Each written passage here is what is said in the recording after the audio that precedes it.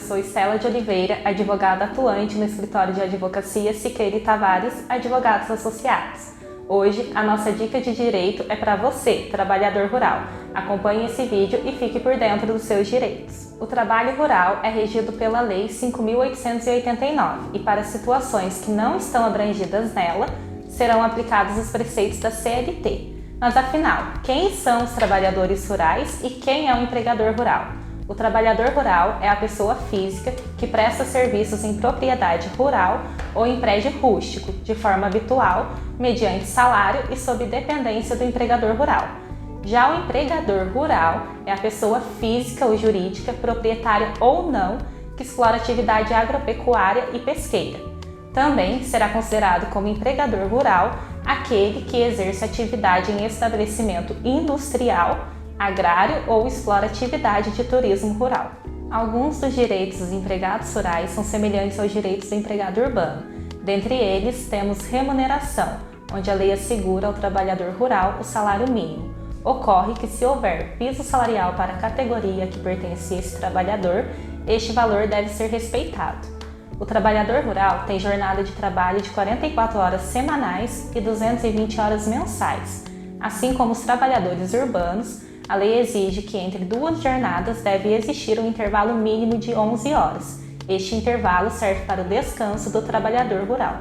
Caso este intervalo não seja respeitado, o empregador rural deve pagar horas extras. O trabalhador rural também tem direito a um gozo de férias anuais remuneradas com no mínimo 1/3 a mais do que o salário normal.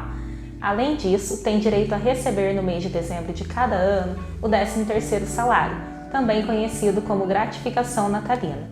Este valor corresponde a 1/12 da remuneração devida em dezembro por cada mês de trabalho rural no ano. Além disso, a partir da Constituição de 1988, o trabalhador rural adquiriu o direito a ter depositados os valores do Fundo de Garantia. Da mesma forma, tem direito a receber a multa de 40% no caso de demissão sem justa causa. Em caso de trabalho noturno, este será remunerado com acréscimo de 25% sobre o valor da hora normal. Para a apuração das horas noturnas, o empregador deverá observar a seguinte regra: em caso de lavoura, será considerado como trabalho noturno aquele realizado entre as 21 horas de um dia às 5 do dia seguinte. Em caso de pecuária, o trabalho noturno será aquele realizado entre as 20 horas de um dia às 4 horas do dia seguinte. Além disso, o trabalhador rural menor de 18 anos não poderá trabalhar noturno. Em casos da prestação de serviço ser caracterizada de forma perigosa ou insalubre, terá garantido seu adicional na forma da lei. O que muito se tem no âmbito rural são os chamados contratos de safras. Podemos definir como safreiro o trabalhador rural que se obriga à prestação de serviço mediante formalização do contrato de safra. Assim, conceituamos o contrato de safra aquele que tem a sua duração dependente de variações estacionais das atividades agrárias, assim entendidas as tarefas normalmente executadas no período compreendido entre o preparo do solo para o cultivo e a colheita. No término do contrato de safra, será devido ao safreiro, a título de indenização pelo tempo de serviço, a importância correspondente a 1/12 do salário mensal, por mês de serviço ou fração superior a 14 dias de trabalho.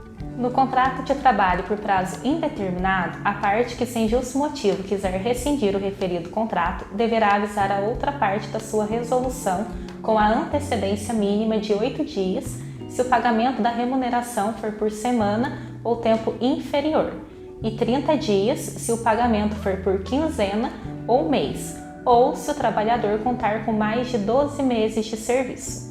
Como já mencionado anteriormente, o adicional noturno do trabalhador rural é de no mínimo 25%, diferente do que ocorre com os trabalhadores urbanos, que têm direito a um adicional noturno de 20% apenas.